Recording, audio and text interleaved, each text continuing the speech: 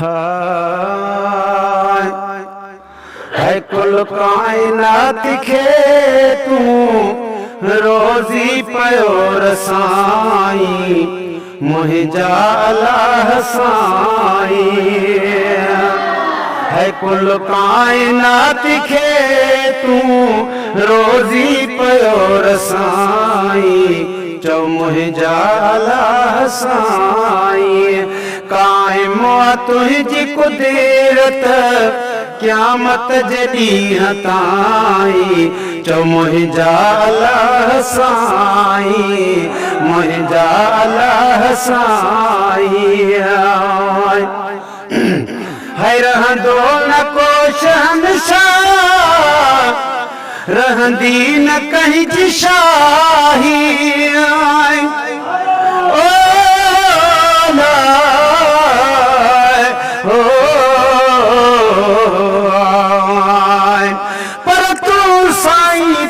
सुभान तोखे चारो नाहे चवणो वसंदड़ शहर वीरान करे तू वसाई वाहण कंखे दामन दे दमड़ी कनखे माया दे तू मण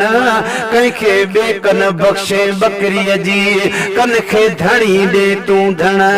के पल जन सुख पालिकन में कन खां पियाए पाण हाणे तेलाहू ताहण था डकन लिंग लतीफ़ जा रहंदो न को शहंशाह रहंदी न कहीं जी शाही कायम आहे दुनिया में बस तुंहिंजी बादशाही तीअं थींदो मुंहिंजा मौला हो तीअं थींदो मुंहिंजा मौला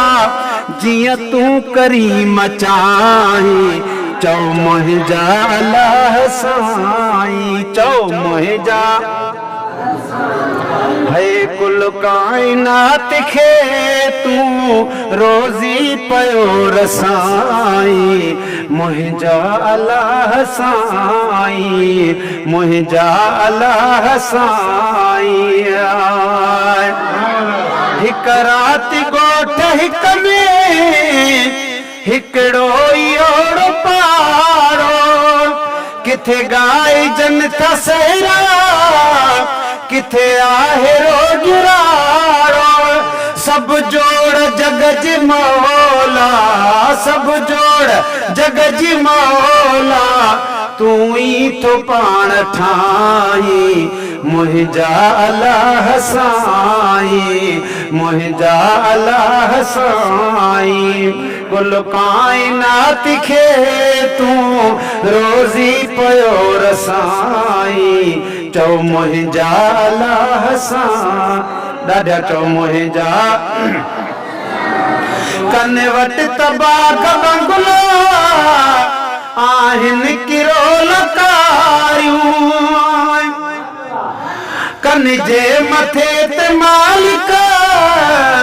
खणंदे ॾिसूं तगारियूं जबलन में जीत जे के हा जबलन में जीत जे के तनखे पयो तगाई मुहिंजा अल्लाह साईं मुहिंजा अल्लाह साईं कुल कायनात खे तू रोज़ी पयो रसाई मुहिंजा अल्लाह साईं मुहिंजा अल्लाह साईं है जो खे फिदे ते एहसान तो कयो सुहिणे नबीअ जो मूंखे सना ख़्वान तो कयो नाची ज़खान नबीअ जी हा नाची ज़खान नबीअ जी तू नात थो पढ़ाई मुहिंजा अल्लाह साईं मुहिंजा अल्लाह साईं